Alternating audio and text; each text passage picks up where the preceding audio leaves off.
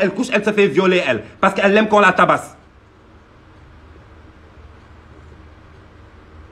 Mais tu peux pas venir dire en tant que femme, tu as des principes, tu as des enfants, tu es une femme dans une dignité. Tu peux pas dire quand on viole une femme, c'est parce que la femme l'a voulu, elle est majeure et vaccinée.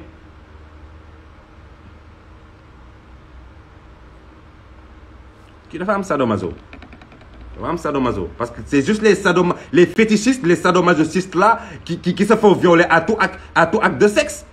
Et qui prennent ça normalement en se disant que oui, c'est parce que je le veux. Mais elle n'est ni sadomaso, elle ne le veut pas.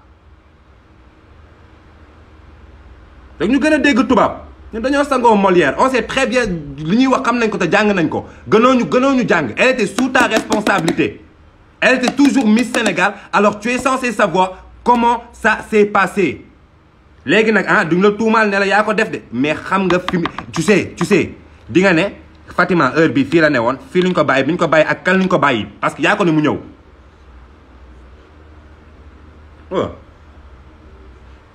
Si tu as des délires de sadomaso et que tu trouves le viol normal et que tranquille, nuit, il n'y a pas de souci. C'est ta life. Mais une fille, ce n'est pas des sadomaso. On ne se fait pas violer, nous. Non, mais attends.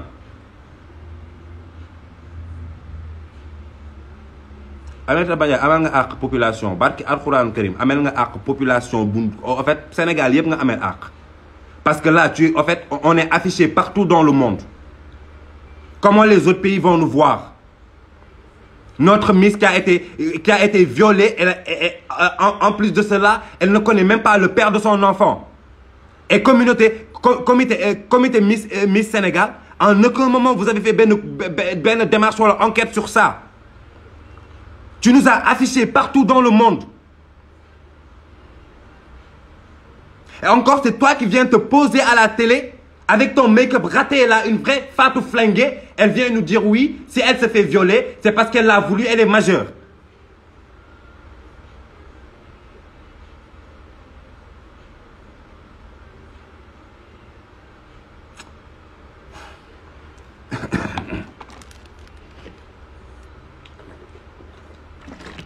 Fait que, hein? Tu as des délires de sadomaso jusqu'à que toi, le viol, tu le banalises. Nous, ce n'est pas notre cas. On ne banalise pas le viol parce qu'on n'est pas des sadomaso.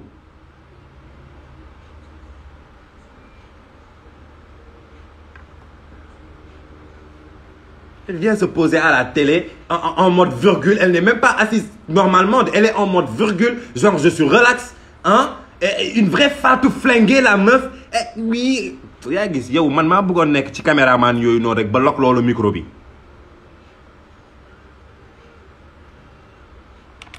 man nag ah je vais pas te lâcher je vais pas te lâcher je vais pas te lâcher je vais faire des publications je vais faire des vidéos jusqu'au jour où tu vas te prononcer et dire qu'est-ce qui s'est passé réellement.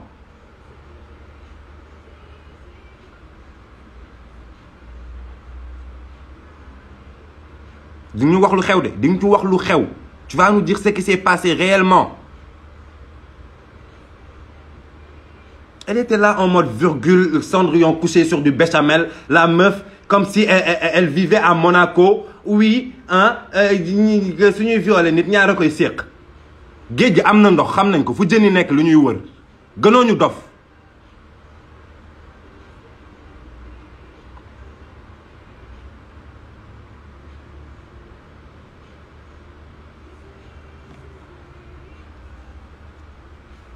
Et à partir de là, après, tous les Miss vont sortir.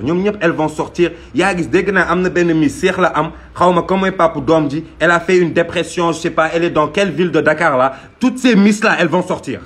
Vous avez tous ces... On est tous là pour vous. On est tous là pour vous. Si la télé ne diffuse pas, nous, on diffuse sur Instagram. Et on va avoir des réponses.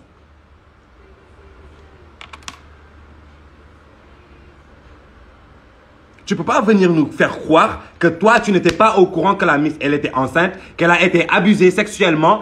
Et le pire, c'est qu'elle ne parlait même pas avec la Miss. Elle parlait avec sa mère, l'intermédiaire. Elle avait plus rien à foutre de la Miss. Toi, en tant qu'organisatrice, tu devais être ben leader sa bop, avoir ben recul. Dire c'est elle la Miss, même si elle a des caprices, elle a le droit, c'est une Miss. Je vais aller vers elle et je vais lui parler. Sénégal, on a tendance à rabaisser les gens. Jël ko def ko couverture de magazine, la meuf tu la trimbales de partout et elle a fini par être violée, abusée, droguée. Tu la jettes là-bas tranquillement et tu parles à sa mère en disant waa dafa réew moo tay réew. Yow kii réewul woon sax su amoon tuuti carrière nga xam ne dafa réew.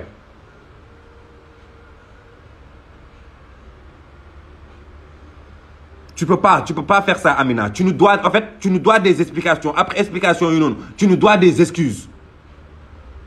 Tu nous dois des excuses. Tu viens de nous afficher partout en Afrique, partout dans le monde. On ne parle que de nous. Notre Miss a été violée, abusée. Elle ne connaît même pas le père de son enfant. Et toi, tu es là à la télé, en train de faire ta Cendrillon couchée sur du béchamel, nous dire oui, que si elle a été violée, c'est parce qu'elle l'a voulu. Une femme flinguée à ce point-là, ça existe. Xam naa su la violé woon sax safu la ni ngay waxee nii su la violé woon sax safu la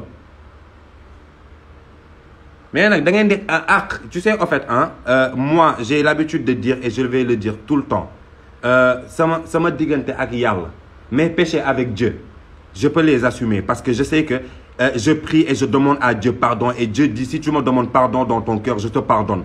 Mais les péchés que je fais entre l'être humain, du tooñ sama morom, que je bousille la vie d'un être humain, même Dieu, il se mêle pas de ça.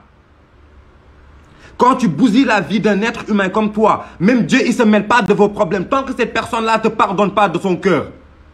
C'est écrit dans le Coran. C'est pour ça que quand on meurt, on part dans les morgues pour demander pardon. Parce que bàkkaar dafa diis. Bàkkaar dafa diis ñame leen bàkkaar ak sa borom sax te bul ñame bàkkaar ak sa moromu nit parce que Dieu ne se mêle même pas de ça. Toi en fait actuellement si tu meurs entre-temps tu vas devoir attendre ba Fatima dee nga fekk su ko foofu nga baal ko ak su la baalul tu es foutu. Yéen en fait vous vivez comme si en fait on va pas mourir demain. Comme je dis tout à l'heure, on a tous nos délires, on a tous nos vices. Mais quand il s'agit de l'être humain, on laisse tomber. On ne choque personne, on ne frustre personne. Comment tu peux servir d'appât pour une femme comme toi? Tu sers d'appât. Et aujourd'hui, yow tu devais venir compatir. Tey Fatima teg ko sa côté baalu ko ak ne ko tooñ naa la. Je t'ai laissé livrer à toi-même. J'en suis désolé. Même si elle devait faire un coup de gueule, elle n'allait pas le faire parce qu'elle va savoir que toi tu compatis et que tu te bats pour elle. Tu l'as laissé livrer à elle-même avec sa mère, la pauvre qui est malade, qui ne travaille pas. Même son école, elle ne pouvait pas payer. Elle a raté son bac. Koñ bi yëpp xamal ko, àdduna bi yëpp xamal ko, Sénégal bi yëpp xamal ko. Tout le monde maintenant sait son histoire. À cause de quoi? Parce qu'elle a eu cette malchance d'être Miss Sénégal. Et toi, tu viens insulter toi, tu viens nous insulter à la télé ouvertement, quoi, sans gêne. Là, tu nous insultes en disant ouais, si elle s'est fait violer, c'est parce qu'elle l'a voulu, elle est majeure et vaccinée. C'est en fait une explication bref bi ñu jox. En fait, c'est une intelligence nga saaga.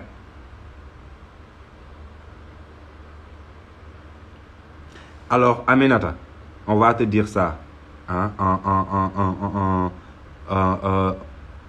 en tout respect, toi.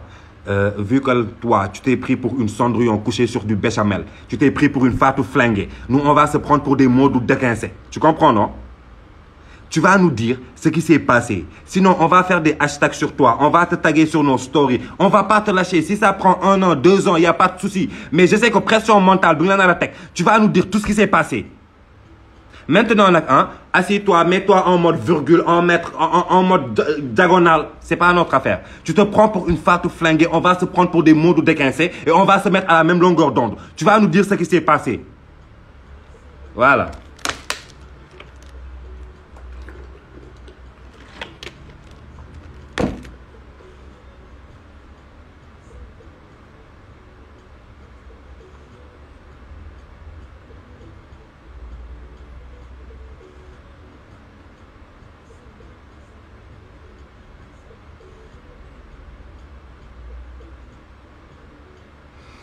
Bon, sama gars yi C'était un prêt direct parce que voilà, j'estime que j'avais aussi je devais parler parce que dama am ay sœur, dama am ay mag, dama am ay jigéen tamit et pour moi, si je parle pas, c'est que je contribue à ce qu'ils font et duma ko musa def sama giiru àdduna. Je respecte la femme et dama gëm ne ni jigéen mooy sama yaay, jigéen mooy sama maam, jigéen mooy sama rakk, mooy sama mag, mooy sama jabar, mooy sama jigéen. Alors aujourd'hui, j'ai pas envie de me taire dans ces genres de situations-là parce que ce n'est pas moi. Comme j'ai dit tout à l'heure, je suis amoureux, je suis fou amoureux de ma mère, je suis fou amoureux de mes sœurs et cousines. Littéralement, dama leen nopp sama biir xol bëgguma dara lu leen jot. Je suis le dernier de la maison, mais c'est comme si j'étais l'aîné de la maison. Je suis un frère poule. Et je dois pas me taire dans ça. Mooy maanaam il faut ma wax te sama part wax mooy lii Aminata Badiane duñ la bàyyi tant que waxooñu luy xew. On veut pas nag te faire du mal, on va pas t'insulter parce qu'on respecte la femme, on va pas te traiter de quoi que ce soit parce que te traiter de ça, c'est t'insulter et c'est insulter la femme te duñ ko def. Si Njekk ak Teranga, tu vas nous dire ce qui s'est passé réellement avec notre Miss. On va faire l'enquête et tu vas nous aider à faire cette enquête-là pour savoir où et quand notre Miss a été droguée et violée. Wassalam gars yi, bëgg naa leen.